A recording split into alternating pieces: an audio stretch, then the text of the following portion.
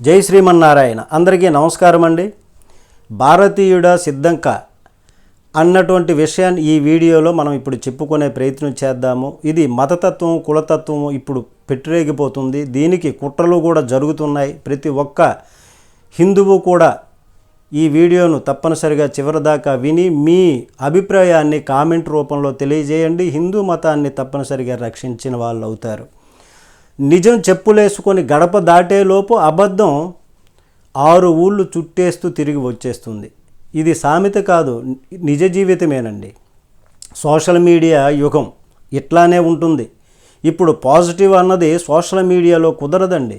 వీడు మంచోడే అని జనాలలో నమ్మించడం కుదరదు, వీడు చెడ్డోడు అని నమ్మించడం మాత్రం చాలా సులభం. ఎందుకంటే ప్రతి వ్యక్తిలో ఉన్నటువంటి వ్యతిరేకత బయటికి కనిపించనటువంటి ఒక తీవ్రమైనటువంటి విలన్ ఉంటాడు.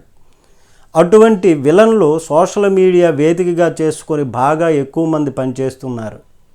ఇప్పుడు ప్రస్తుత పరిస్థితులలో రాబోయే రోజులలో మనకు రాబోయే అతి పెద్ద కష్టం ఏంటంటే కులతత్వం పెరగబోతుంది, మతతత్వం పెరగబోతుంది. ఇది భారతీయ విధానాన్ని దెబ్బతీసేటటువంటి ప్రయత్నం.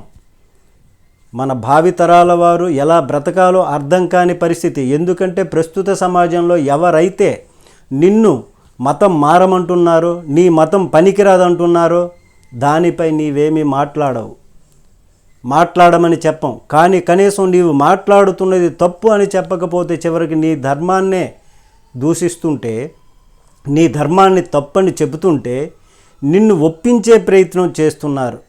సినిమాల నుంచి సోషల్ మీడియాల వరకు కూడా అణువణువున నీవు ఇంట్లో నిత్యము పూజించే దేవుణ్ణి, నీవు ప్రతిరోజు భక్తిగా కొలిచే దేవుణ్ణి, నీ ధర్మాన్ని నీవు రోజు ప్రసాదంగా భావించే స్వీకరించేటటువంటి వాటిని ఇలా అన్నింటినీ అబాసపాలు చేస్తుంటే, హేళనగా మాట్లాడుతుంటే ఇది కామనే అనుకుంటున్నావు. దీని ఇంపాక్ట్ రేపు రాబోయే రోజులలో నీ పట్ల, నీ కుటుంబానికే ఆ దైవం పట్ల, ఆ ధర్మం పట్ల నమ్మకం లేదు. అవతలి వారు వాళ్ళ ధర్మం పట్ల బాధ్యతగా ఉన్నారు. వాళ్ళ ధర్మం మీద చిన్న వ్యతిరేకత వస్తే వెంటనే స్పందిస్తున్నారు, తప్పంటున్నారు. కానీ నీ ధర్మాన్ని ఎంత వెటకారం చేసినా, నీ దైవాన్ని ఎంత కామెడీ చేసినా నీవు సైలెంట్గా ఉంటున్నావు. ఈ పర్యవసానం నీ ఇంట్లో నీ ధర్మం మీద నమ్మకం లేకపోతే అవతలి ధర్మం మీద నమ్మకం కలుగుతుందిగా. మరి ఇది ఫాస్ట్ యుగం. రాబోయే తరాల వారికి ఇది చాలా పెద్ద దెబ్బ కొట్టబోతుంది. ఇక రెండవది కులతత్వం మళ్ళీ దేశవ్యాప్తంగా రగిలించే ప్రయత్నాలు జరుగుతున్నాయి. కుల, మత, ప్రాంత, భాష ఉద్రిక్తతలు సృష్టించే ప్రయత్నాలు ప్రారంభమయ్యాయి. అమెరికాలో కూర్చొని డబ్బులు పంచగలిగినటువంటి సోరోస్ ఇచ్చేటటువంటి డబ్బుకు కక్కుర్తి పడుతూ సోషల్ మీడియా ప్లాట్ఫారాల మీద రెచ్చగొట్టేటటువంటి శక్తులు ఇప్పుడు 1 కాదు 2 కాదు, చూస్తుంటే 100, 1000, లక్షల ప్లాట్ఫామ్స్ కనబడుతున్నాయి. ఇప్పుడు లక్షల్లో కనబడుతున్నాయి. ఇదే సందర్భంగా జాతీయవాదం మాట్లాడినా, పాజిటివ్గా మాట్లాడినా, ధర్మం గురించి మాట్లాడినా అడ్డుకునే ప్రయత్నం జరుగుతుంది, అడ్డుకుంటున్నారు కూడా.